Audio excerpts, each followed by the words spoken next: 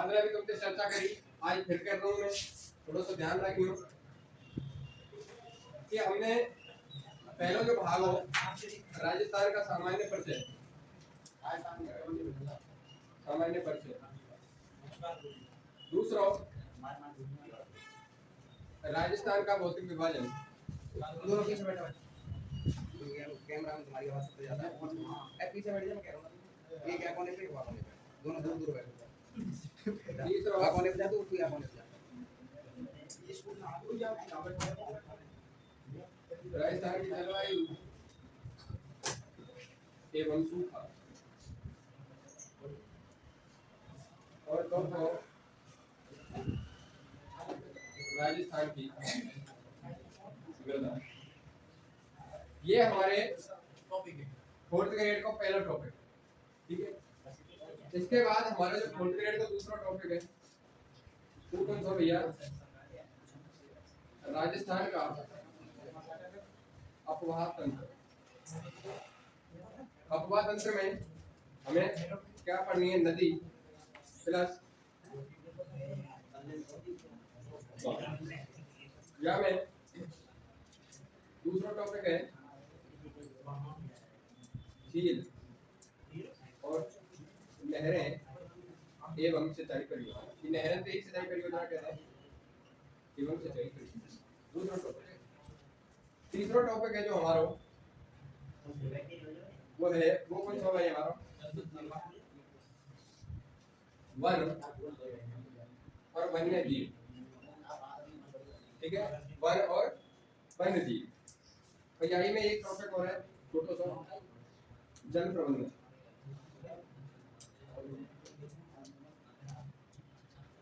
One वन्य जीव, जनगणना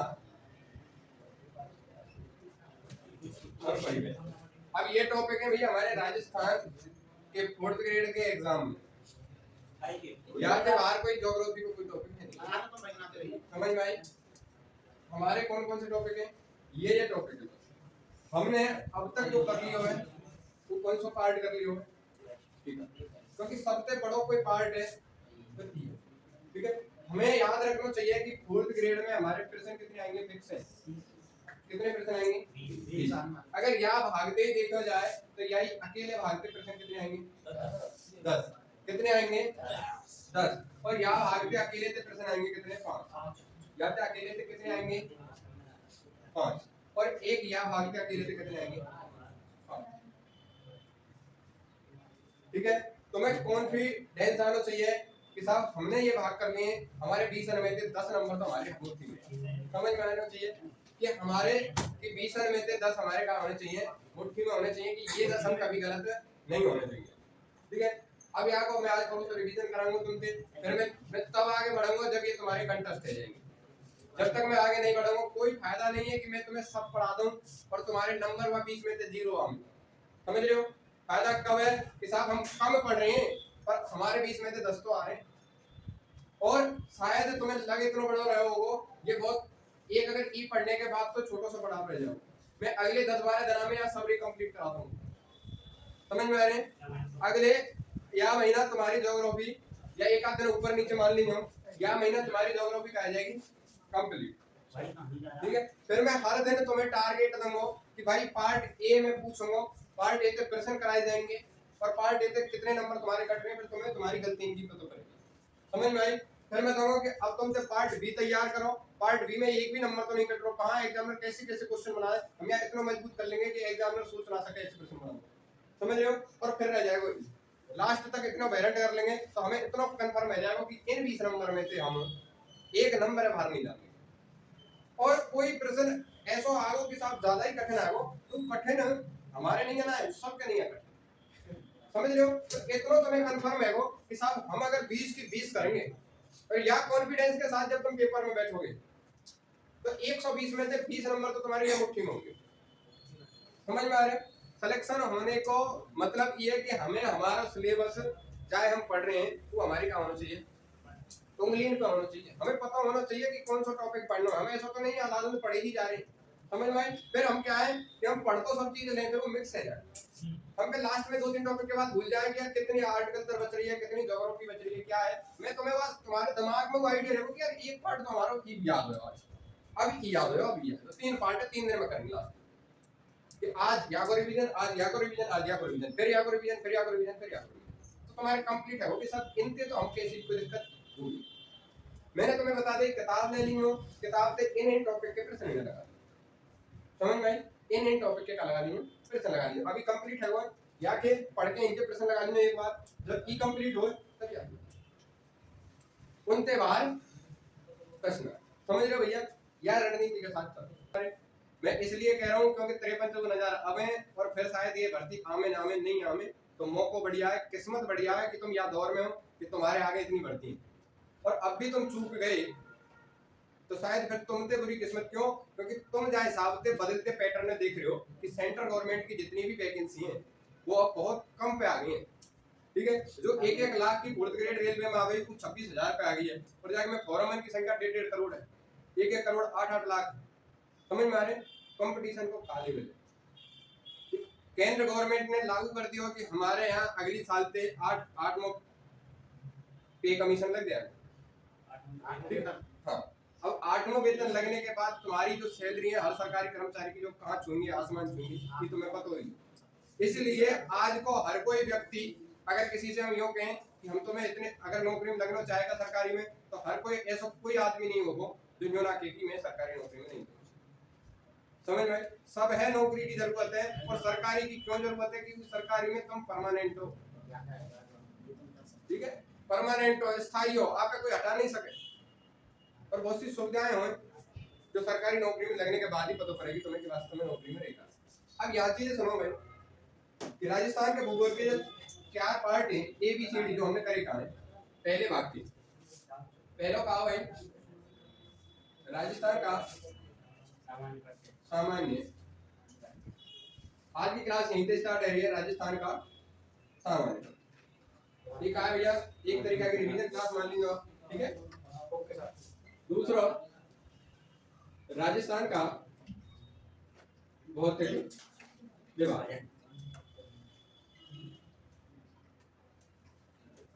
तीसरा लिखियो राजस्थान की जलवायु, और चौथा हम तो पढ़ के ही आए पिछली क्लास में राजस्थान की। ये चीज है। आज हम जो पहले ही टॉपिक पे स्टार्ट कर रहे हैं वो कौन सा है? राजस्थान का सामान्य। राजस्थान को सामान्य पढ़ते हम जब भी पढ़ें तो हमें याद होना चाहिए, हम सबसे पहले शब्द की कहा, शब्द की जानकारी लें। यही शब्द है जो राजस्थान शब्द है, यह उत्पत्ति कहते हैं। जो राजस्थान शब्द है यह की उत्पत्ति कहते हुई है, हमें एक शिलालेख मिलो। कौन सा शिलालेख? बसंत। कहाँ मिलो भैया? ये आप बताते चलिए, रिवीजन क्लास है, आप बताते चलेंगे। शिलालेख काको भैया ये सिरोही, ठीक है? या को जो समय पीरियड हो या को काल हो वो कहो 725 ईस्वी। अगर विक्रम संवत में आ जाए तो भैया 682 विक्रम। यहाँ में जो क्या चीज की जानकारी मिली उस चीज का हो राजस्थानिया, या शब्द की जानकारी मिले, और यही से हमें कहा मिला है राजस्थान के बारे में। दूसरी चीज, जब हमारी पहली चीज कंप्लीट हो जाए, दूसरी चीज साहब या शब्द की पहली बार पुस्तक में जानकारी मिली, और वो पुस्तक कौन कौन सी? साहब 2 पुस्तक तो यही, एक तो मूलोत्नयन श्री ख्याति,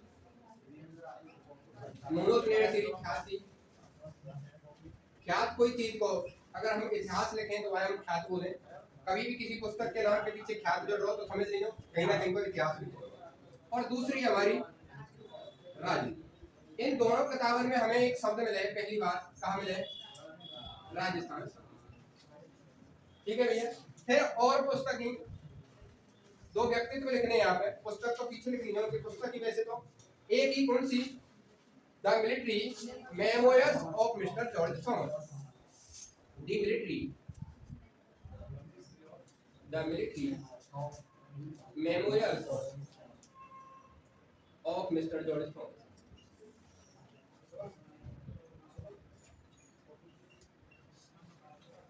ठीक है भैया? ये पुस्तक जॉर्ज थॉमस के जीवन चरित्र पर आधारित है। वो जब राजस्थान में आए, राजस्थान में सर्वप्रथम शेखावाटी क्षेत्र से हमें और ये पुस्तक 1805 में उनके दोस्त विलियम फ्रैंकलिन के द्वारा लिखी गई। क्या पुस्तक में विलियम फ्रैंकलिन ने बताया कि जो मिस्टर हमारे जो मेरे दोस्त थे जॉर्ज थॉमस, वो जो यह क्षेत्र पे गए काहे जाते आज राजस्थान कही जा रही है, वो यह हम राजपूताना नाम से संबोधित करे, वो कहा के करे, वो राजपूताना बोले करे। तो कभी भी आ जाए कि राजस्थान के नहीं राजपूताना शब्द का कौन सी पुस्तक में मिला है, लिखित में राजपूताना पुस्तक मिला है या पुस्तक में, पर इस पुस्तक में राजपूताना शब्द दियो कौन ने, जॉर्ज थॉमस। तो राजपूताना शब्द राजस्थान का नहीं है, प्रयोग कौन ने करो, जॉर्ज थॉमस। फिर अगली एक पुस्तक और आवे कर्नल जेम्स जॉर्ज, जैसे राजस्थान के इतिहास को जनक कही जाए या पिता कही जाए, उनकी पुस्तक कौन सी, the annals and antiquity of ये कर्नल जेम्स जॉर्ज की पुस्तक थी। और यह पुस्तक में कर्नल जेम्स जॉर्ज ने राजस्थान के नहीं रजवाड़ा राजस्थान और राजस्थान ये तीन शब्दों को का करो प्रयोग करो भैया पहली बार राजस्थान के लिए। ठीक है, एग्जामिनर बार पूछेगा कि साहब राजस्थान सबसे प्रथम किस शिलालेख में जानकारी मिली, बसंतगढ़ शिलालेख। पुस्तक कौन सी जिनमें सर्वप्रथम जानकारी मिले, मोनोग्रेड और राजरूपक। किस व्यक्ति ने राजस्थान के नहीं राजपूताना शब्द दिया, जॉर्ज थॉमस। पर किस व्यक्ति ने राजस्थान के नहीं सर्वप्रथम रजवाड़ा राजस्थान शब्द दिया, तो कर्नल जेम्स। ये चीजें है गई सामान्य परिचय की शुरू की चीजें। ठीक है,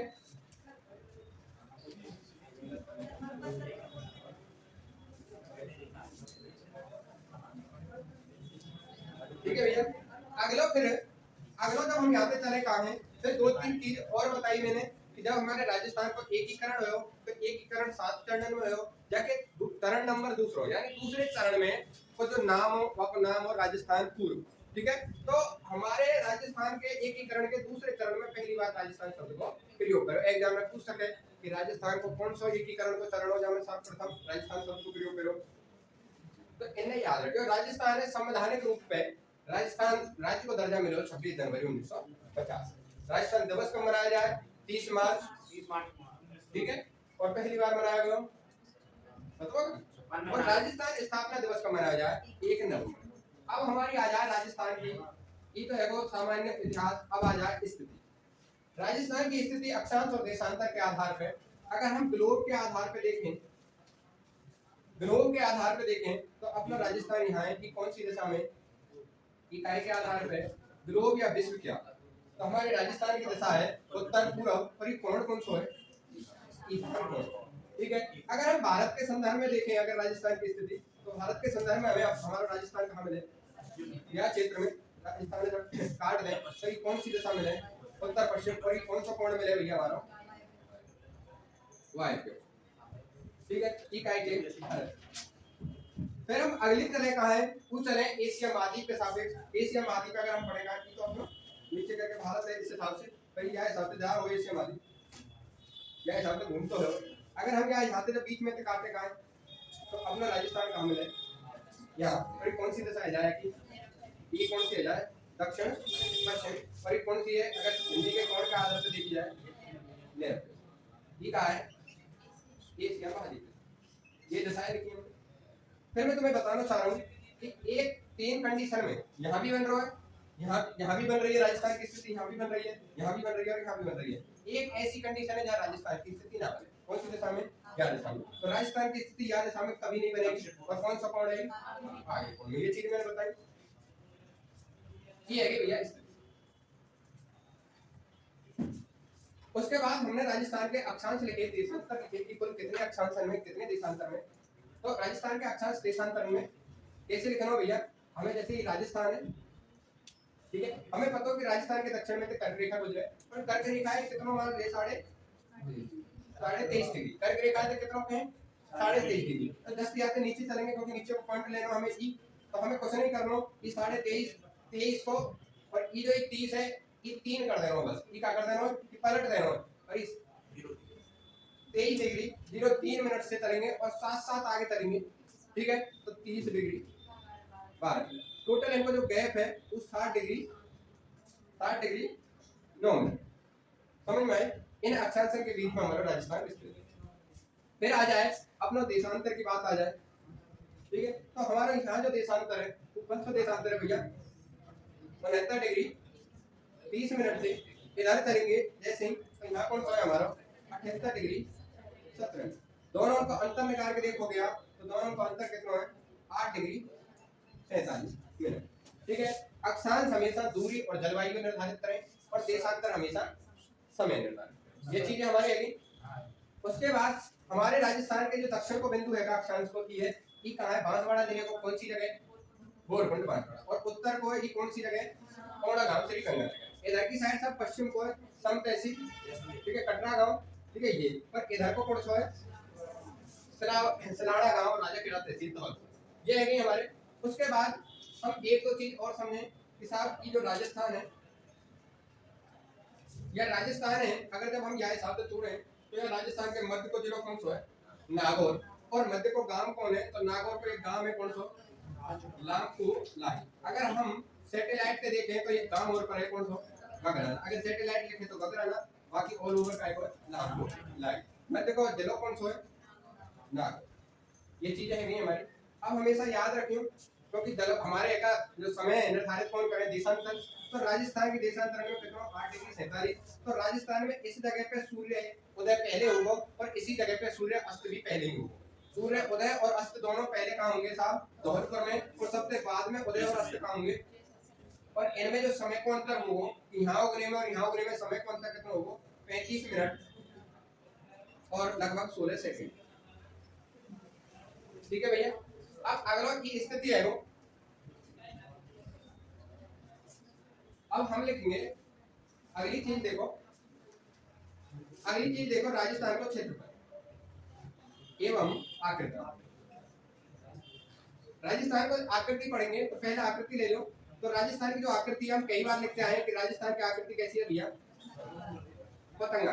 कैसी आकृति है भैया, पतंगा, या फिर हम और दूसरा नाम कहा दें विषम कोणीय, विषम कोणीय चतुर्भुज। और विषम कोणीय चतुर्भुज है इंग्लिश में काबुल है रोम्बस, काबुल है रोम्बस। की पहली बार कौन ने बताई कि राजस्थान की आकृति ऐसी है, तो कौन ने बताई, टी.एच. हेडली नाम को एक व्यक्ति हो, वाने एक वैगनर नाम एक वैज्ञानिक को एक सिद्धांत हो, भाई आधार मान के वाने बताई कि राजस्थान की जो आकृति है कैसी है भैया, पतंगा का है विषम कोणीय। अब आ जाएंगे हम राजस्थान के कई क्षेत्रफल एरिया। राजस्थान का जो क्षेत्रफल है वो कितना 3,42,239 किलोमीटर स्क्वायर लगेंगे जब भी क्षेत्रफल की बात आ जाएगा। ये जो हमारे भारत के क्षेत्रफल को कितना है, भारत के क्षेत्रफल को कितना है 10.41%, यानी या 1/10 है ना, इतना ही याद रखियो। वैसे विश्व को अगर पूछा जाए तो विश्व को कितना है, विश्व को पूछ लिया जाए तो 0.25, पर एशिया महाद्वीप को पूछ लिया जाए, इन्हें पूछा को नहीं, पर फिर भी मैं बता रहा हूं तुम्हें, इन्हें पूछा को नहीं, यहीं तक पूछा को, इन दो ही लाइन में जाओ। ठीक है, अब पूछा को कि राजस्थान का क्षेत्रफल विश्व के कौन कौन से ऐसे देश हैं जिनके समान है, बस समान बारे याद रखियो। ऐसे 4-5 देश हैं जैसे जर्मनी है, जापान है, वियतनाम है, कांगो है, नॉर्वे है, और कौन सा पोलैंड है, और बताओ, यही देश है ज्यादातर, इनमें कहीं फंस जाएगा। ठीक है भैया। अब यहाँ के बाद हमारी आकृति देखो, हमने कौन कौन से टॉपिक कर लिए, स्थिति कर ली, बातें पहले इतिहास कर लियो शब्द को, अब हमने ये क्षेत्रफल और ये कर लियो। अब यहाँ के बाद को अगला टॉपिक लिखेंगे कहाँ, अगला टॉपिक कहाँ है भैया हमारा राजस्थान की सीमा। अगला टॉपिक कहाँ है राजस्थान की सीमा। राजस्थान की जो कुल सीमा है वो कितना है 5920 किलोमीटर। ठीक है, ये दो भागों में डिवाइड है, एक अंतरराष्ट्रीय सीमा और एक अंतरराज्यीय सीमा। ये कितना है 1070 और ये कितना है 4820 किलोमीटर। ठीक है भैया, इनको प्रतिशत निकालने में मैंने बात बताई कि या को कितना प्रतिशत होगा, ये अगर या को टोटल को कितना प्रतिशत होगा, हाँ 4850। ठीक है भैया, इन्हें याद रखियो। अंतरराष्ट्रीय सीमा केवल एक देश के साथ लगे, पाकिस्तान और कितने राज्यों के संग लगे 5 राज्य। आपको पता है जो न्यूनतम लगेगी वो लगेगी कौन के संग, पंजाब के संग, कितनी लगे 89 किलोमीटर सर्वाधिक लगेगी, वो लगेगी आपकी एमपी के साथ और लगेगी कितनी 1600 किलोमीटर। ठीक है। पाकिस्तान के कितने राज्य लगेंगे? 2 राज्य, और दोनों राज्य कौन कौन से रहेंगे? एक पंजाब प्रांत और एक सिंध प्रांत। पंजाब प्रांत के 3 और सिंध प्रांत के 6, टोटल कितने जिले लगेंगे? 2। हमें याद है, फिर दोबारा से देखियो कि ये राजस्थान है, या राजस्थान के उत्तर में जो राज्य है वो कौन है? पंजाब। या कि इधर की साइड में जो राज्य है वो कौन सा है? हरियाणा। या कि इधर जो राज्य है वो कौन सा है? यूपी। और इधर से इधर राज्य कौन सा है? एमपी। और या कि इधर कौन सा राज्य है? गुजरात। दिशा ने याद कर लियो। और यहाँ कौन है? हम लोग पाकिस्तान। आप कैसे कर लो? आप लोग ये अपने में ही आ जाओ कितना। हाँ, अब ये है हमारे जो हमारी सीमा है। इसके बाद हमने कुछ चीजें लिखी कि अंतरराष्ट्रीय अपने राज्य कितने हैं, अंतरराष्ट्रीय जिले कौन से हैं अपने। तो यहाँ गंगानगर है, या बीकानेर है, या फरौदी है, या जैसलमेर है, या बाड़मेर। ये सब 5 की 5 जिले कैसे हैं अंतरराष्ट्रीय सीमा पर। ठीक है। और बाकी के इतने इधर से चलेंगे जो जिले हैं वो सब कैसे हैं अंतरराज्यीय सीमा। ऐसे कितने हैं, ऐसे कितने जिले हैं जो 2-2 राज्यों के साथ सीमा बनावे? ऐसे 4 हैं। हनुमानगढ़ है, ढीग है, धौलपुर है और बांसवाड़ा। ऐसे कितने जिले हैं जो अंतरराष्ट्रीय और अंतरराज्यीय दोनों प्रकार की सीमा बनावे? ऐसे 2 हैं, गंगानगर और बाड़मेर। ये सब चीजें आपकी क्लियर है गई। हाँ, अब थोड़ा सा याद रखियो कि राजस्थान के क्षेत्रफल में बड़े जिले और छोटे जिले, बड़े और छोटे जिले। ठीक है। बड़े जिले के लिए हमें एक ट्रिक लिखनी, जे बी सी। हमारी ट्रिक है जे फॉर जैसलमेर, बीकानेर, बाड़मेर और जोधपुर। ये हमारे राजस्थान के बड़े जिले हैं क्षेत्रफल में। और छोटे जिले के लिए हमें लिखनी ट्रिपल डी और डी। ट्रिपल डी पे धौलपुर, दौसा, धौलपुर, दौसा, डूंगरपुर, ये जिले। ठीक है। ये बड़े जिले हैं, ये छोटे जिले। अब हमने राजस्थान की सीमाएं पढ़ ली। ठीक है भैया। अब यहाँ के बाद वो चीजें ने याद रखियो कि राजस्थान में कितने जिले हैं, कुल जो सीमाएं बनावे, कितने केवल अंतरराज्यीय, कितने अंतरराज्यीय, कितने केवल अंतरराष्ट्रीय, कितने अंतरराष्ट्रीय, उन चीजें ने याद रखियो। फिर यहाँ के बाद जो आया हुआ है हमारे आइए का राजस्थान में जिले एवं संभाग। ठीक है भैया। अब राजस्थान में जिले, जब राजस्थान बने 1950 के समथिंग, तो जिले की संख्या कितनी? 25। और संभागन की संख्या कितनी? 5। ये कब की घटना है भैया? हमारे 1950। वर्तमान में हमारे जो राजस्थान में जिलों की संख्या कितनी है? 41। जबकि संभागन की संख्या कितनी है? 7। अब ये कौन कौन से जिले हैं, कैसे कैसे बने, ये सब चीज मैंने दिखा चुका हूँ। पर फिर सुन लीजिए, हमारा पहला ही जिला जो बने का 26वां, जो 26वां जिला बने का वह ए से स्टार्ट करियो। A for Ajmer, A for Ajmer. और कब बने भैया ये? ठीक है। 27वां जो जिला बने का वो बने भी याद, हां एडी, हां एडी। दूसरा कौन सा बने? धौलपुर। कब बने भैया ये? 1982। तो 28वां जिला कब बने? 28, 29 और 30। ठीक है। अब देखो यहाँ रख लो दोबारा से बी और दोबारा से डी और फिर बीडीआर। ठीक है। या फिर यहाँ बीडीआर कह लो या यहाँ रबड़ कह लो। ठीक है। रबड़ कह लो या बीडीआर कह लो। ठीक है। कछु भी कर लो, कैसे भी कर लो, जैसे तुम्हें याद है जाए। आर से राजसमंद, ठीक है, बी से 12 और डी से 2। ये भैया जिले हैं, ये भैरव सिंह शेखावत ने बनाए हैं सब। ये मोहनलाल सुखाड़िया ने बनाया, ये सब यहाँ पे भैरव सिंह शेखावत है। ये कब आए भैया? ये कब बने? 1991। ठीक है। ये चारों के चारों जिले भैरव सिंह शेखावत के ऊपर में मोहनलाल। 31वां जिला, 32वां और 33वां। और ये एच, सी और पी, एस सी पी। ठीक है। एच फॉर हनुमानगढ़, हनुमानगढ़, ये है करौली और ये प्रतापगढ़। ठीक है भैया। ये जिले हैं हमारे 33 तक जिले। या में हमें ई कब बने हो 1994 में, ई बने हो 1997 में और ई बने हो 2008।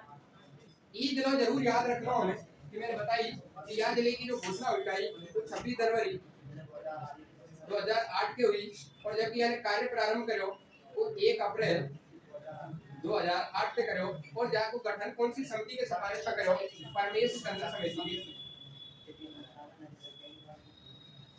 परमेश चंद्र समिति। ठीक है भैया, ये कर लिए हमने। अब जो नवीनतम जिले अब हमें याद कैसे करेंगे साहब, दोबारा देखियो एडी पर या करियो रबड़ एडी या एडी बीडीआर करियो या एडी और रबड़ पर एससीपी। ठीक है, ऐसे याद रह जाएंगे। इनमें के भी जो सबसे इंपॉर्टेंट है वो कौन सा है 33। अब जो नवीनतम जिले बने कहाँ है वो कहाँ हिसाब से बने, तो याद रखिए 2-3 चीज कि एक समिति आई राम लोभाया समिति और यहाँ को गठन कब हुआ क्या ये पता हो तो 21 मार्च 2022। यह समिति ने नवीनतम जिले के गठन करने क्या करी सिफारिश करी और यहाँ की सिफारिश पे यहाँ की रिपोर्ट पे सीएम कौन हो अशोक गहलोत जी।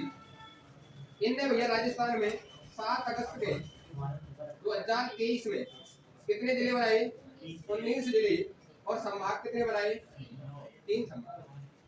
सरकार बदलेगी, सरकार बदलते ही बीजेपी की गवर्नमेंट आएगी और एक नई समिति गठित करी जाएगी नवीनतम जिलों के लिए और नई समिति को नाम कहा ललित के पवार समिति और ये गठित करी जाएगी 28 जून 2024।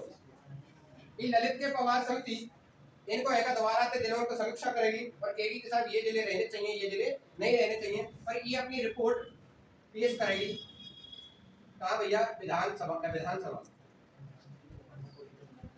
में जब पेश करेगी तो विधानसभा में एक उप कैबिनेट समिति बनाई जाएगी जो यह रिपोर्ट की जांच करेगी और उप कैबिनेट समिति बनेगी उप या कैबिनेट उप समिति कह लो या उप कैबिनेट समिति कह लो कैबिनेट उप कैबिनेट समिति कह लो वहाँ कोई फर्क ना पड़े।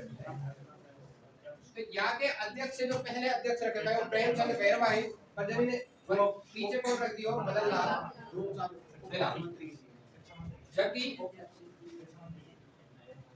फर्स्ट में कौन रखा हुआ है भैया प्रेमचंद भैरवा जो कि हमारे और यहाँ में टोटल 4 सदस्य और जिनमें से एक कन्हैयालाल चौधरी हो, एक हनुमंत मीणा हो, एक राजवर्धन राज राठौर हो और एक सुरेंद्र सिंह रावत। ठीक है, ये 4 और इनने अपनी एक रिपोर्ट पेश करी और रिपोर्ट पेश कब करी भैया इनने 29 दिसंबर 2024 और इनने क्या कर दिया भैया राजस्थान के जिले और संभाग में से कितने जिले कैंसिल कर दिए टोटल कितने जिले कैंसिल करे टोटल कैंसिल कर दिए 9 जिले। ठीक है, और कितने संभाग कर दिए 3 संभाग। ठीक है भैया, अब हमें याद करने हैं जो आज के नवीनतम थे। अब वो कैसे याद होंगे दिक्कत ही मत लो। ठीक है, बस वो ऐसे याद रखने हैं। यहाँ पे राजस्थान के नवीनतम जिले 1-2 सेकंड में याद आ जाएंगे, बस इतना याद रखना है बीबी डीडी केके और FS BB DD KK FS B four Beawar और बी4 पालोत्रा D4 डी और D4 डीडवाना K4 कोटपुतली बहरोड और K4 खैरतल नजारा और F4 फलौदी और S4 ये नवीनतम जिले भैया BBDD KK FS Beawar Balotra D Didwana Kuchaman Kotputli Behror Khairthal सजारा फलौदी और सलूम ये नवीनतम जिले। टोटल वर्तमान में जिले हमने बता दिए 41। वो 3 संभाग पाली बांसवाड़ा और सीकर को तीनों सब समाप्त कर। अब हम कहाँ आएंगे ये सब चीजें आएंगी। अब थोड़ा सा संभाग हमें पता ही है कौन कौन से संभाग है अपने जयपुर संभाग है, अजमेर संभाग है, जोधपुर संभाग है, भरतपुर संभाग है, कोटा संभाग है, उदयपुर संभाग है। यही टोटल कितने संभाग है 7 संभाग है। ठीक है भैया, 7 संभागों में से सबसे नवीनतम संभाग बीकानेर है जो कि 4 जून 2005 के बने हो। मुख्यमंत्री कौन वसुंधरा राजे के द्वारा बनाई गई। ठीक है भैया, और ये है गई तुम्हारा पहला पार्ट ठीक है, अब आ जाओ राजस्थान के भौतिक। ठीक है भैया, अब राजस्थान के भौतिक विभाजन में मैंने पहले एक चीज बताई यहाँ पे कि जब भी राजस्थान का भौतिक विभाजन पढ़े हम तो हमें बस एक चीज याद रखनी है कि 4 भौतिक विभाजन में से सबसे कठोर कौन सा, सबसे सरल कौन सा। बात है पहले एक चीज याद रखनी है कि राजस्थान का भौतिक विभाजन करो कौन हो, तो जब करने आए तो सब काय में आए, कार में। जब करने आए भौतिक विभाजन तो सब टाइम बैठ के आए कार में। तो पहला भौतिक विभाजन जो करो सीवी मिश्रा ने, और कब करो भैया ये, इनकी एक पुस्तक ही राजस्थान का भूगोल, वहां में इन्होंने राजस्थान कितने भागों में बांटो, 7। इनके भाग याद रख लीजिए और रिवाइज कर लीजिए। दूसरा जो विभाजन करो वो करो एक सेन ने ईवी कब करो भैया 1968 में, ईवी कब करो, पर इनने कितने भागों में बांटो, 3। याद रखने की कोई जरूरत ना है। तीसरा विभाजन हो रामलोचन सिंह, ये आवेगो क्या याद रखो, रामलोचन सिंह, ठीक है। ज्ञान कब करो 1971 में, ठीक है भैया, पर कितने भागन में करो, 2 भागन में। कितने उपभागन में करो, 4 उपभागन में, पर कितने लघु भागन में करो, 4। ठीक है। अब कभी भी क्वेश्चन आ जाए कि राजस्थान को वर्गीकरण, जब भी राजस्थान के वर्गीकरण की बात चली तो ये बात जो वर्गीकरण करने काय में आए भैया, कार। ठीक है, याद रखिए वर्गीकरण काय में करने आए कार। भाई कार तो लेके पढ़े लिखे आदमी है ना, फिर फर्स्ट ग्रेड के आदमी होंगे बढ़िया, तो कार में आएंगे ना। ठीक है, हमारे तरह थोड़ी साइकिल पे भागे चले आ रहे हैं। तो याद रखिए भैया ना, ये है हमारा वर्गीकरण पहले करे कोई। पर हम पढ़े कौन के, वर्तमान में हम पढ़ रहे हैं कौन के पढ़ रहे हैं भैया, कौन के पढ़े, कौन से, कौन के पढ़े हम, वर्तमान में हमने जो उच्चावच के आधार पर बांटे, उच्चावच है, उच्चावच या धरातल के आधार पे जो हमने बांटे हो, तो कितने भागों में बांटे हो, 4। चारों की है। हरिमोहन सक्सेना हो भैया, पर इनने बांटे हो, पर इनने बांटे हो 1900 जब से हम पढ़ते आ रहे, इनने 4 भागों में बांटे हो। अब हमें वो 4 भागे याद रखनी है कि साहब सबसे कठोर कौन सा, फिर बातें कम कठोर, बातें कम कठोर और बातें कम कठोर। ये चीजें मैंने तुम्हें बताई नहीं सभी, बार एक बार फिर दोबारा से लिख रहा हूँ। दोबारा सबसे कठोर कौन है भैया हमारा, बाकी बात कम कठोर कौन है, पठारी भाग यानी हाड़ोती। बातें कम कठोर कौन है, मैदान। पर मैदान से कम कठोर का है भैया हरस्ताल, ये अपना पूर्वी मैदान के लिए ओके। और जब भी हम राजस्थान पढ़ेंगे तो राजस्थान में एक संरचना याद रखेंगे कि अरावली राजस्थान है 2 भागों में बांटे। एक का पश्चिमी मरस्तर कहलावे, एक का कहलावे अरावली स्वयं कहलावे, इधर पठारी भाग कहलावे, और एक का कहलावे मैदान। ये क्षेत्र है भैया,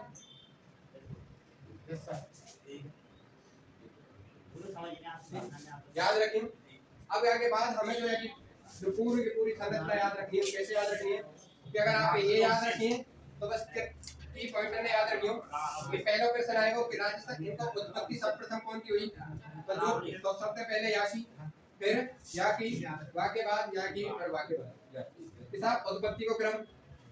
ठीक है, अगर इनको काल पूछा जाए, काल क्रम को नाम, ठीक है, तो प्री कैम्बियन में प्री को मतलब पहले, और पहले सबसे पहले काय हुई है अरावली ली, तो प्री कैम्बियन में काय हुई है।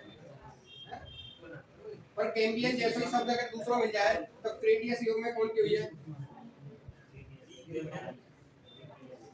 ठीक है। और 2 शब्द और मिलेंगे, फ्लास्टो 3 और फ्लास्टो। अब एक उत्तर को मतलब रे बाद में, हिंदी में हम कहें जैसे उत्तर पद, उत्तर को मतलब कार्य बाद में। इनमें पहले कौन सा है, बाद में कौन सा है, तो बाद में सबसे बाद में कौन बने हो ई, और पहले बने हो तो यहाँ पे हम पहले लास्ट टू सीन को प्रारंभिक योग और ई बाद। ये चीजें हम पढ़ चुके हैं। बाकी बाद मैंने राजस्थान बताई तुम्हें कि जब हम विश्व के धरातल के आधार पे बांटे तो राजस्थान 2 भागों को भाग है, घोड़वाला लैंड और 33 सागर। अब घोड़वाला लैंड और 33 सागर में कठोर कौन है, घोड़वाला लैंड को अगर कठोर से ही कठोर को निर्माण होगा तो घोड़वाला लैंड का कौन से को निर्माण होगा, अरावली को और पठारी को, जबकि सरल से सरल को निर्माण होगा 33 सागर के 33 सागर। ठीक है, हम जब ये भैया विश्व के धरातल का, अगर हम भारत के वर्गीकरण करें भारत के धरातल के आधार पर तो हम 2 भागों में बांटे, एक प्रायद्वीपीय पठार और एक गंगा के ब्रज गंगा को वृहद मैदान या उत्तर को विशाल मैदान। अब पठार में थे और मैदान में थे, कठोर कौन सा है? पठार। और मैदान यहाँ थे कम कठोर है, तो पठार से पठार बनेंगे। तो प्रायद्वीप ये पठार थे, ये दो कठोर भाग बनेंगे, एक अरावली और दूसरा। जबकि गंगा के या फिर उत्तर के विशाल मैदान थे, या उत्तर के विशाल मैदान थे, ये बन जाएंगे।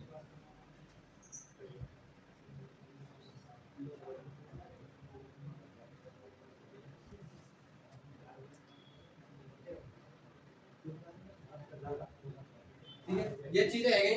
वाक्य बाद मैंने तुम्हें और चीज बताई, अगर आपको याद हो तो मैंने बताई आपकी जनसंख्या, ठीक है। मैंने कही कि भैया अगर ये चीज आए तो पहाड़ों पे जनसंख्या इन क्षेत्रों के मुकाबले सबसे कम मिलेगी। अब पहाड़ों पे जो जनसंख्या मिलेगी वो कितनी मिलेगी? 10%। और पहाड़ों पे एक ज्यादा कैसे मिलेगी? 11, ठीक है।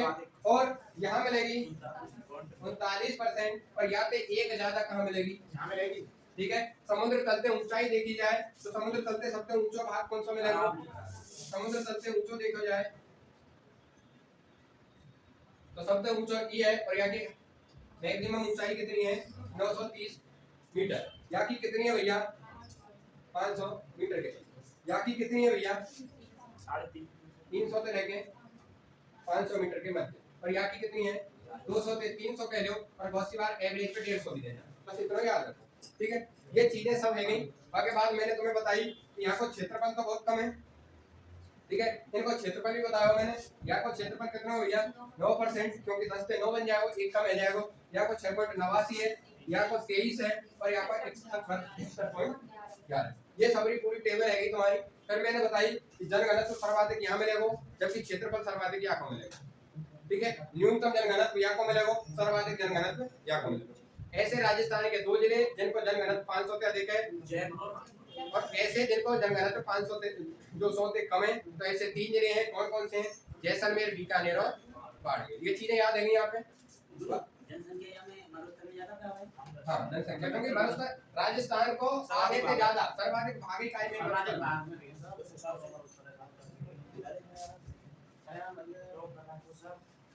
उसके बाद वहाँ के बाद हम पढ़ लो, समझ लो, तुम्हारे लिए कर रहा हूँ मैं, ठीक है। फिर वहाँ के बाद हो पहले ही हम लिखेंगे कहा? अरावली। अरावली हमने यहाँ के विस्तार के आधार पे, जो राजस्थान में यहाँ को विस्तार है, और राजस्थान में विस्तार के आधार पे कि यहाँ का विस्तार यहाँ से है, तो यहाँ के विस्तार के आधार पे हमने 3 भागों में बांटी है कि एक तो दक्षिण की अरावली, एक मध्य की अरावली, और एक उत्तर की अरावली। उत्तर की कहाँ से भैया? खेतरी झुंझुनू से जयपुर तक की, और जयपुर से राजसमंद तक की, और राजसमंद से उदयपुर तक की, सब उत्तरी, मध्य और दक्षिण। उत्तरी अरावली की सबसे ऊंची चोटी कौन सी है? रघुनाथगढ़, और यहाँ की हाइट कितनी है? 1055। जबकि मध्य अरावली की सबसे ऊंची चोटी कौन सी है? गौरमगढ़ या चौड़गढ़, यहाँ की हाइट कितनी है? 933 या 934 मीटर। और राजस्थान के दक्षिण की अरावली की सबसे ऊंची चोटी है कौन सी है? गुरु शिखर, जहाँ की हाइट कितनी है? ये कौन सी है भैया? अब वर्तमान में कौन से जिले में है? ये रघुनाथगढ़ कौन से जिले में है? सीकर। और ये कौन सी है भैया? 1722। ये कहाँ मिलेगी? नाम का है, समझ में आ रहे? इन्हें दक्षिण की ने याद रख लीजिए। दक्षिण की और है 4-5, गुरु सर्कल है, शहर है, दरगाह है, रागा है, तिलवाड़ा है, ऋषिकेश, इन धोलिया है, इन सब ने याद रख लीजिए, ठीक है भैया। बस यहाँ तुम्हें चोटी ही पढ़नी है, बाकी तुम्हें कहीं हमें पढ़ना नहीं है। फिर राजस्थान के दक्षिण में सर्वाधिक दर्रे पाए जाए, दर्रा कागज साहब, पहाड़ों के बीच में जो सकरा रास्ता है भाई, ये दर्रा या नाल के नाम से जाते हैं। राजस्थान में राजसमंद में सर्वाधिक दर्रे पाए जाते हैं, समझ में याद रखियो। और फुलवारी की नाल सबसे बड़ा दर्रा है, ठीक है। कमली या गोरम घाट दर्रा राजस्थान के मेवाड़ और मारवाड़ से अलग करें, तो या फिर मेवाड़ और मारवाड़ से जोड़ा है, कैसे याद करनी है, ठीक है। ये चीजें भैया हमारे अरावली से संबंधित। फिर यही में एक चीज हो रही, पठार। पठार में 2-3 पठार है। एक उड़िया को पठार, जो कि राजस्थान में सर्वाधिक ऊंचा है, 1300, और ये है कहाँ भैया? सिरोही। दूसरा कौन सा भैया? बोराट को पठार, जो कि पंबलगढ़ राजसमंद से गोगंदा उदयपुर के मध्य फैले हुए हैं, और ये कितना? 1200 25 मीटर। ये राजस्थान को पहलो, ये राजस्थान को दूसरो और राजस्थान को तीसरो कौन सो आबू पठार जाकर आबू शहर बसो और कौन सो पारस। ये याद रखने। दो तीन और है, जैसे मेसा को पठार चित्तौड़गढ़ में, धीरा जी को पठार, धीरा जी को पठार, मानदेसरा को पठार, याद करेगा। कांकनवाड़ी को पठार, कांकनवाड़ी अलवर, इनने थोड़ा सा देख लिया। ठीक है, ये चीज है कि तुम्हारी अरावली से संबंधित है। ठीक है, तुम्हें पता कर रही होगी एग्जाम में कहां का तुमसे प्रश्न कर सके और तुम्हारी कमजोरी कहां है, यानी दोबारा रिवाइज करा दूंगा। अगली चीज ही, जब भौतिक विभाजन में पहला भौतिक विभाजन हमने अरावली कर लिया है, फिर अगला कौन सा है हमारा पठार। और याद के हम क्या बोले आड़ोती को पठार। बाकी सब चीज हम पढ़ चुके हैं। या कि समझ सकते हैं ऊंचाई कौन सी है, या कालक्रम कार्य समूह टेबल में पढ़ चुके हैं। बस हमें तो बस एक चीज याद रखनी है कि राजस्थान के कौन से क्षेत्र में विस्तृत है साहब, कि राजस्थान के दक्षिण पूर्व में विस्तृत है। ये राजस्थान के दक्षिण पूर्व में विस्तृत है। ये साहब दो भागों में डिवाइड किया हुआ है, दो भागों में बांटे गए हैं। कौन कौन से भागों में बांटे गए हैं? एक तो विंध्य कगार भूमि और एक लावा या दक्कन का पठार। इन दो भागों में बांटे गए। मैंने तुम्हें बताई बात ना भी कि राजस्थान है। जब हम भारत में पढ़े कहा है, थोड़ा सा याद रखिए दोबारा से। जब हम भारत में पढ़े कहा है तो भारत में जो ई क्षेत्र है ये ट्रायंगल शेप में, नीचे त्रिभुज आकार में, और कोई क्षेत्र अगर तीनों लगते पानी से गिरे हो तो प्रादीपीय पठार। तो यह प्रादीपीय पठार से कई चीजों को निर्माण हो, एक तो पर्वतमाला को निर्माण हो और दूसरा पठार को निर्माण हो। यही थे मालवा को पठार, छोटा नागपुर को पठार, यही थे निर्माण हुए। जबकि यहाँ पे पर्वतमाला लिखी है, जैसे एक पर्वतमाला है और सबकी क्रम ही यही। ठीक है, एक ही सतपुड़ा, एक ही विंध्याचल और एक ही अरावली। सतपुड़ा, विंध्याचल और अरावली। अब ये हमारा राजस्थान है, मध्य से बांट रही है की, समझ में आई? हमारे राजस्थान के मध्य में निकल रही है कौन? अरावली। और हमारा राजस्थान है कहाँ की क्षेत्र, कौन कौन सी अरावली के कौन कौन सी पर्वतमाला के बीच में? विंध्याचल, सतपुड़ा, विंध्याचल और अरावली, तो इन दोनों के मध्य है। ठीक है, तो यहाँ का जो क्षेत्र है का पत्थर जो बिखरे हुए क्षेत्र है, यहाँ पे लगे हुए हमारा क्षेत्र कौन सा है? ई बेल्ट है। समझ में आई? ई बेल्ट है हमारी, यही पे लगी हुई क्षेत्र यही आगे के, और यही के कारण ई क्षेत्र का कहलावे हमारा विंध्य कगार भूमि। अरावली की इधर की जमीन की और इधर की जमीन को मिलन स्थल का कहलावे great boundary fold, great boundary fold. ठीक है, मैंने कई बार बताई है कि या फिर हम महान सीमा भ्रष्ट बोले। ठीक है, जो कि हमें देखने के काबिल है बूंदी में, कोटा में, थोड़ा बहुत चित्तौड़ में, इन जगह में देखने को मिला है। जो कि विंध्याचल पर्वतमाला का है हमारी, धौलपुर, सवाई माधोपुर, करौली, थोड़ी बहुत इधर की। ठीक है, ये कौन सी? ये लावा को पठार था, जो कि मालवा के पठार थे, क्योंकि यहाँ एक पठार है, यहाँ नीचे की साइड में जो फैले हुए उस पठार को कहा है उत्तरी भाग है। एक पठार का निर्माण है, उस पठार को, या पठार का नाम क्या है? मालवा का पठार। वही मालवा के पठार थे, या भाग को निर्माण है वही को टूट गई छोटो सो, तो हम यहाँ कहना है मालवा के पठार को उत्तरी भाग, मालवा के पठार को उत्तरी भाग। हम जैसे ही कहें तो ये कौन सा है हमें याद रखना, कोटा संभाग, कोटा बूंदी वाला। ठीक है, ये चीजें हमारी काय से संबंधित थी। यह क्षेत्र को सबसे ऊंची चोटी चांदखेड़ी, जो कि झालावाड़ में मिले, कौन सी? चांदखेड़ी, जो कि कहाँ मिले हमारी, और यहाँ की हाइट कितनी है? 1517 मीटर। कितनी है? 1517। चांदखेड़ी झालावाड़ कितनी हाइट है? 1517। ये है वो हमारा पठारी भाग। अगला सुनिए भैया, अगला भाग बचा हमारा मैदानी भाग। और मैदानी कहाँ है हमारे पूर्व में? तो हमारे पास पूर्वी मैदानी भाग राजस्थान है। जब हम यहाँ सामने देखें तो राजस्थान दो भाग में बांटे, अरावली, इधर पश्चिमी बस्तर है वो, ठीक है, इधर हाड़ौती है वो, और ये स्वयं का है ये अरावली है। तो ये जो एरिया है ये का कहलावे हमारा पूर्वी मैदान। समझ में आई? यहाँ में 4-5 नदी है। नीचे की नदी कौन सी है? माही। तो माही बेसिन, माही बेसिन कौन कौन से एरिया में? यहाँ पे बांसवाड़ा, डूंगरपुर, प्रताप। समझ रहे हो? यहाँ एरिया में एक नदी है, कौन सी? बनास नदी। ठीक है, बनास बेसिन। यहाँ एरिया में एक नदी है, वहाँ नाम है बाणगंगा। पर यहाँ एरिया में एक नदी बह रही है लंबी सी, और वहाँ का नाम क्या है?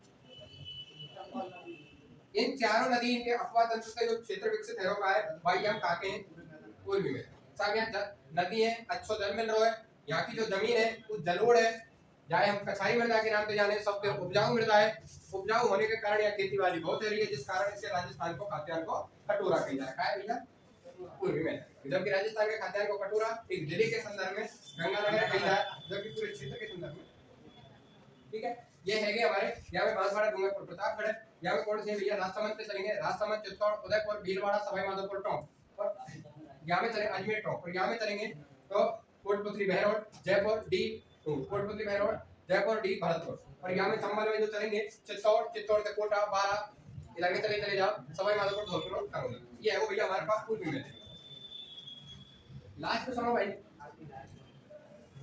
हम लास्ट पड़ाव पे चल रहे हैं पश्चिमी मरुस्थल कौन सा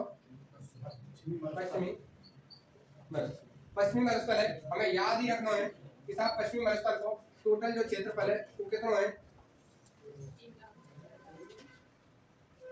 1,75,000 किलोमीटर जहाँ में थे 1 लाख तो कैसो है शुष्क है पर 75 कैसो है 75,000 कैसो है अर्ध शुष्क है ठीक है हमें इतना याद नहीं रखना बस हमें याद कर रखना है कि कछु समवर्षा रेखा है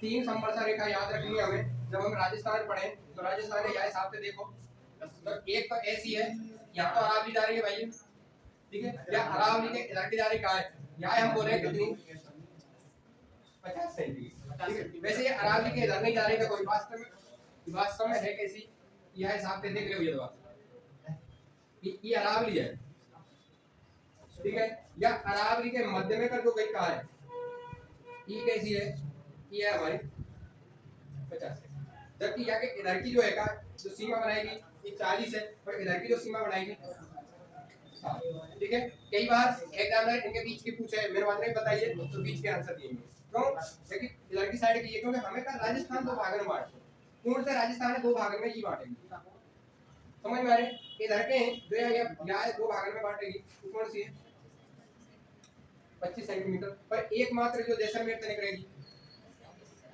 केवल और केवल जैसलमेर अंतरराष्ट्रीय सीमा स्पर्श करे 10 सेंटीमीटर राजस्थान के पश्चिमी मरुस्थल दो भागों में बांटे 25 सेंटीमीटर और राजस्थान दो भागों में बांटे ये चीजें याद है उसके बाद हमारे राजस्थान के पश्चिमी मरुस्थल में है चाहे भारत में जाए नाम का है थार को मरुस्थल है पाकिस्तान में आपको नाम का है चोलिस्तान है ठीक है तो ये चीजें याद है अब हमें दो ही चीज याद रखनी है एक शुष्क मरुस्थल और एक अर्ध शुष्क मरुस्थल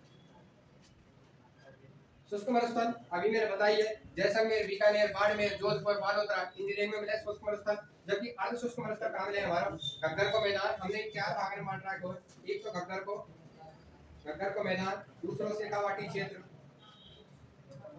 तीसरा नागौरी उच्च भूमि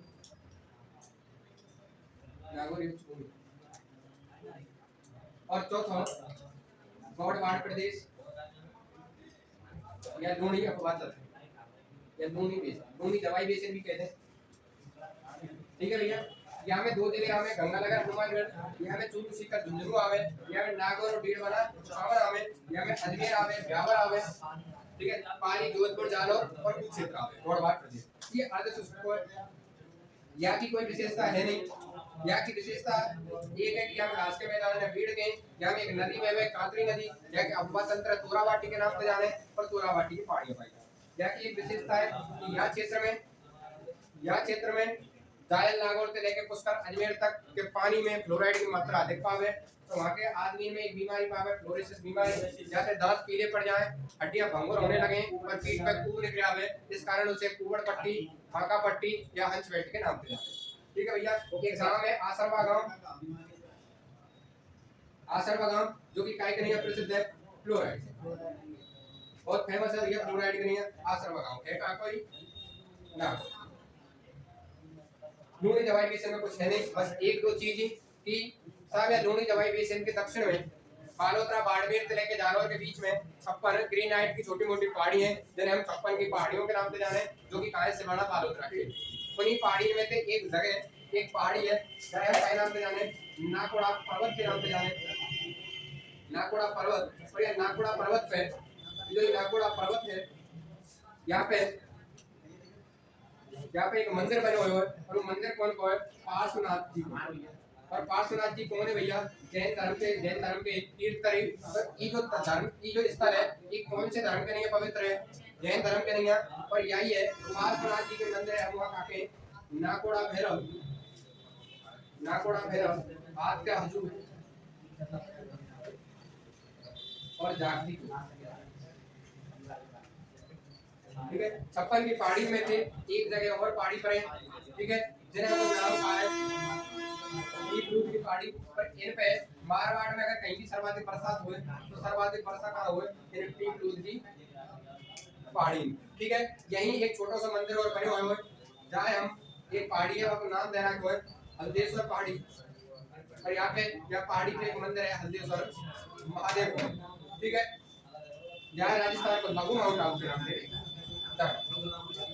ग्रेनाइट की है ये सबरी, इसलिए ग्रेनाइट सर्वाधिक अगर कहीं देखने के मिले तो जालौर में मिले, और जालौर का नाम दे जाने हम ग्रेनाइट सिटी। तो भैया की पश्चिमी मरुस्थल को ये है जो तुम्हारा विस्तार है का काम। अब बस एक चीज और रह गई, बालू का स्तूप और थोड़ी सी यहाँ की विशेषता। बालू का स्तूप हमने कहते हैं भैया रेत के टीले से काटे हम बालू का स्तूप। पवन की गति के आधार पे हमने दो भागों में बांट रखे, एक अनुदैर्घ्य और एक अनुप्रस्थ। समांतर चलेंगे तो अनुदैर्घ्य, और अगर समकोण या लंबवत चलेंगे तो अनुप्रस्थ। हमेशा याद रखो, वाला भी समझाइए मैंने, भूलो नहीं है। तो जब भी बात करें हमें बालू का स्तूप चाहिए तो ज्यादातर कहाँ मिलेंगे? यहाँ तो या क्षेत्र में जैसलमेर बीकानेर वाली बेल्ट में, जैसलमेर बीकानेर थोड़ा बहुत बाड़मेर वाली बेल्ट में कौन से मिलेंगे? रेखीय, इन्हें काटे हम अनुदैर्घ्य। ये बालू का स्तूप मिलेंगे इधर की साइड में, इधर जैसलमेर और बीकानेर साइड में। जैसे यहाँ से ऊपर की साइड में या क्षेत्र में जो बालू का स्तूप मिलेंगे वो मिलेंगे अनुप्रस्थ। पर इन अनुप्रस्थल को ही उदाहरण है कौन से? जैसे बरखान है, तो हमारे क्लियर हो जाना चाहिए कि बरखान किस क्षेत्र में मिलेगा? पैराबोलिक है। और कौन सा बताओ भाई?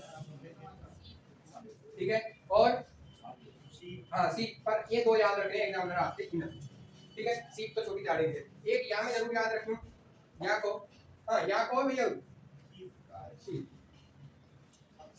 सीप को मतलब है कि एक बजाय आगे बढ़ना, समझ भाई। और या बरखान का मतलब है अर्धचंद्राकार, इधर से चल लो, और यहाँ को मतलब है इधर से चल लो, ठीक है। ये चीजें है ये यहाँ क्षेत्र में पाएंगे कि साहब ये सूरतगढ़, गंगानगर, भालेर, चूरू, इनमें बीकानेर, पलूर, करणसर, इन क्षेत्रों में कौन से पाएंगे? हमें बरखान और ये देखने को मिलेंगे। सर्वाधिक मात्रा में जो राजस्थान में बने कहाँ है वो कौन से? पैराबोलिक। और राजस्थान के मरुस्थलीकरण में बढ़ावा सबसे सर्वाधिक कौन से? बरखान। सबसे खतरनाक जो बालू का स्तूप है कौन सा? बरखान। सभी प्रकार के बालू का स्तूप मिले कहाँ? कौन से जिले में मिले? जोधपुर में। और सर्वाधिक मात्रा में जो मिले कहाँ है? वो मिले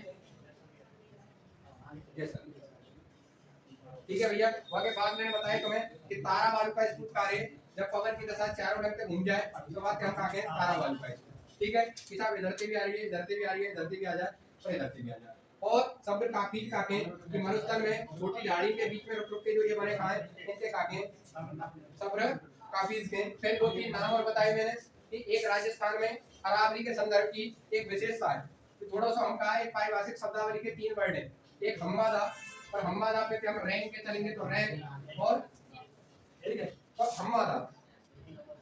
हमवादा ते कहें पथरीला। हम साहब पहाड़ पे चढ़ गए और पहाड़ पे तिलट गए, या तो मतलब हुए हम रहेंगे और रहेंगे कहाँ आगे नीचे आ गए।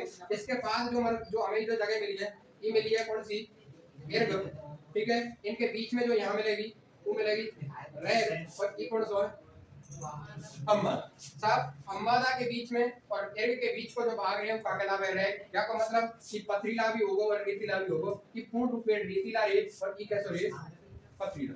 ये हमारा यहाँ के एग्जाम में पूछा है कि कौन कौन से क्षेत्र मिले। तो राजस्थान को ट्रायंगल शेप बने, ऊपर हलोदी है, इधर पोखरण है, इधर बालोतरा, या क्षेत्रों में है। ये क्षेत्र हमने सीज के नाम से भी घोषित कर रहा है, सोलर एंटरप्राइजिंग एनर्जी जोन, ठीक है। हाँ ठीक है, सीज के नाम से भी कर रहा है, ठीक है भैया। क्यों? क्योंकि यहाँ सर्वाधिक सोलर एनर्जी प्राप्त करने के संसाधन मिले, हमें लग रही है कि यहाँ सोलर प्लेट लगा के बहुत सी हम सूर्य की ऊर्जा से बिजली बना सकते हैं। ये चीज ठीक है भैया। फिर दूसरी चीज याद रखियो, थोड़ी बहुत और 2-3 चीज याद रखियो कि वर्षा के दौरान में अरावली में अस्थायी रूप से कछु झीलन को निर्माण हो जाए और हम कई नाम से जाने पिलाया थी। ठीक है, इनके ऊपर एक श्याम पाव है। ठीक है, और का नाम का है पीवड़ा श्याम। ठीक है, एक जगह पाई है जो कि कहा है भैया जैसलमेर के पोखरण जैसलमेर से लेके मोहनगढ़ जैसलमेर तक टोटल कितने एरिया में है? 60 किलोमीटर में है। यहाँ के नीचे पानी की जलपट्टी है पूरी भूगर्भिक। यहाँ को पता कौन ने लगाया हो? काजरी के वैज्ञानिक ने। और कब लगाया हो? 2007 में। यहाँ पे एक हैंडपंप लगे हुए हैं। ठीक है, चादर नलकूप है जिसे हम थार को गड़ा। ठीक है, ये है वो तुम्हारा बहुत। अब रह गए भैया, देखो ये सबसे बड़े बड़े टॉपिक है, बहुत जल्दी है ना। अब रह गए छोटे छोटे से। राजस्थान की जलवायु टॉपिक 30।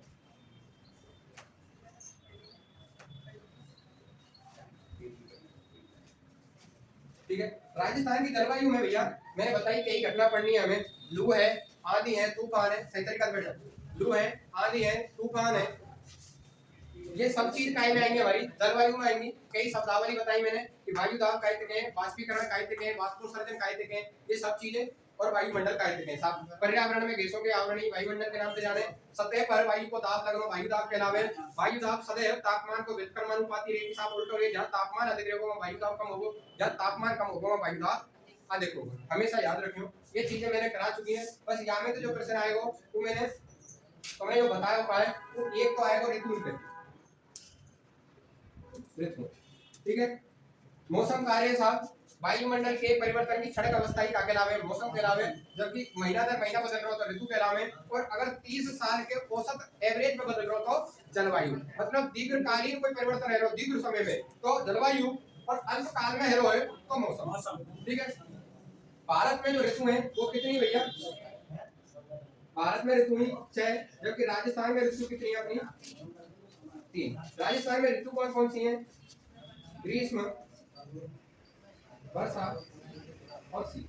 ग्रीष्म, वर्षा और शीत। एक तो इनके महीना याद रखने हैं। ग्रीष्म ऋतु कब से कब है भैया बताइए? मार्च से मध्य जून। और ये कब से कब तक है भैया? मध्य जून से सितंबर। बात मत करो भाई। अक्टूबर से